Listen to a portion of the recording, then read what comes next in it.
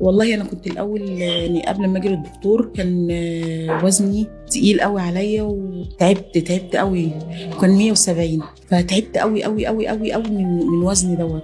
ارهقني جامد لدرجه ان كمان وصلت معايا تضخم في القلب ومراره تعبت جامد يعني. فجينا بقلب في الفيس بالصدفه لقيت الدكتور محمد فريد كتير معايا على الفيس، لاني كنت بدور فلقيت ان شاء الله يعني ناس كتير عملت معاه والحمد لله بيدعوا له. فقلت لزوجي فقال لي نتصل ونشوف ناخد ميعاد ونروح نشوف الدنيا فيها ايه. جيت للدكتور محمد صراحه يعني قعد معايا واقنعنا.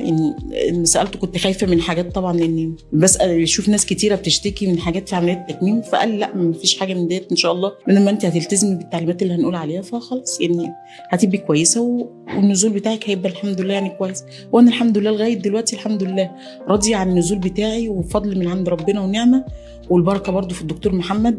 يعني البركه في ربنا قبل كل شيء، والدكتور محمد يعني ربنا يبارك له ويديله الصحه. والله انا عاملاها 4/8 يعني دلوقتي بقى لي 4 شهور. 170 بقيت دلوقتي 127 يعني اول حاجه و40 كيلو، نزلنا حاجه و40 كيلو. ولسه ان شاء الله الدكتور طمني كمان قال لي لسه كمان هننزل كمان. فيعني انا اتمنى ان انا انزل تحت ال100 ان شاء الله. مش هقول المثالي، هقول تحت ال100 بس عشان الحمد لله يعني اي حاجه بتتعبني انا يعني بتواصل مع الدكتور او باجي يعني الحمد لله بيرشدني، فانا باخد الحاجه اللي تريح. فالحمد لله ما بقاش في شكوى تاني ولا يعني تعب تاني الحمد لله. لا مفيش حاجه يعني تعبتني وقفت قدامي واتكررت معايا. لما باجي للدكتور خلاص ما بتتكررش معايا تاني يعني. بس مش التعب اللي انا كنت خايفه منه من الاول، يعني اللي هو بقى ايه حاجات هتفضل معايا طول الوقت العمليه. لا الحمد لله.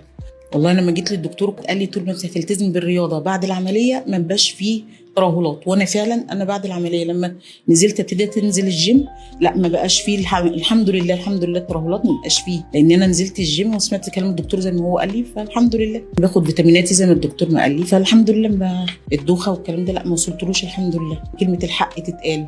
كان الدكتور محمد او الفريق الطبي وقت ما بحتاجه في الجروب الاقيه بيرد عليا على طول. لو في حاجه انا مش جايه للدكتور في حاجه اثناء الفتره ديت، لا ما بيردوا عليا على طول وبيجاوبوا عليا على طول لغايه لما باجي للدكتور. فلا الحمد لله مفيش تاثير. ربنا يبارك له ويقعده له في ميزان حسناته اللي بيعمله معانا صراحه. ربنا يبارك له ربنا يبارك له. وده مش انا لوحدي، بيتهيألي كل واحد عمل معاه العمليه بيدعي له عن ظهر الغيب. فربنا يبارك له يا رب ويقعدها له في ميزان حسناته. وشكرا ليه لان ربنا سقاه لنا. فالحمد لله شكرا ليه جدا جدا جدا.